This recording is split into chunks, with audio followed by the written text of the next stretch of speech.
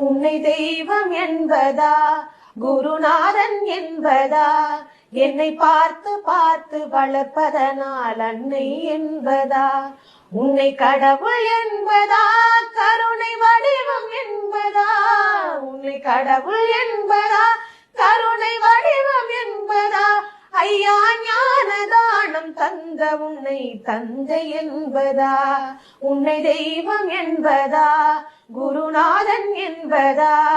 என்னை பார்த்து பார்த்து வளர்ப்பதனால் அன்னை என்பதா, சேரும் செல்வம் எல்லாம் உன் அருளன்றோ, பாடும் பாடல் எல்லாம் உன் தயவ